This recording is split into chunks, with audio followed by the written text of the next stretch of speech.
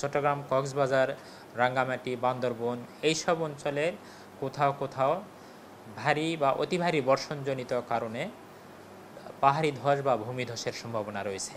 পটুয়াখালী, নোয়াখালী, কুমিল্লা, চট্টগ্রাম, কক্সবাজার এবং সিলেট এইসব অঞ্চলের কোথাও কোথাও আপনার 45 থেকে 60 কিলোমিটার বেগে দমকা অথবা ঝোড়ো হাওয়া বয়ে যেতে পারে।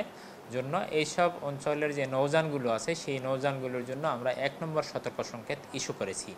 আর এছাড়া সমুদ্রে বর্তমানে কোনো সতর্ক সংকেত নেই। আমরা আশা করছি যে যেহেতু দেশে এখনও দেশের উপরে মৌসুমি বায়ু সক্রিয় অবস্থায় রয়েছে এবং মৌসুমি বায়ু সক্রিয় অবস্থায় থাকার কারণে এই যে বৃষ্টি সেই বৃষ্টিটা অব্যাহত রয়েছে এবং আমরা আশা করছি যে এটি 26 তারিখ বিশেষ করে 25, 26, 27, 28 এই সময়ের মধ্যে বৃষ্টিপাতের যে টেন্ডেন্সি সেই টেন্ডেন্সি কিছুটা কম থাকতে পারে এবং 28 তারিখের পরবর্তী সময়ে আবার দেখা যাবে যে রংপুর, ময়মনসিংহ এবং সিলেট অঞ্চলে এই যে ভারী বৃষ্টিপাতের যে আপনার পূর্বাভাস সেটা হয়তো আবার শিফট হয়ে রংপুর, ময়মনসিংহ এবং চট্টগ্রাম বিভাগের দিকে, রংপুর, ময়মনসিংহ এবং সিলেট বিভাগে হতে পারে।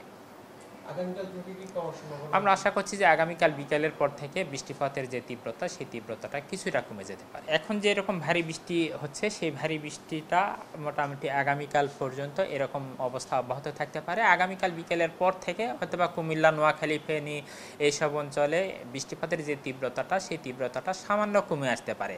আর আমরা দেশের সার্বিক বৃষ্টিপাতের কথা যদি বলি, সার্বিক বৃষ্টিপাত মোটামুটি 24 তারিখ পর্যন্ত এরকম অবস্থা অব্যাহত থাকতে পারে, হয়তোবা ইন্টেন্সিটি কিছুটা কমে যেতে পারে।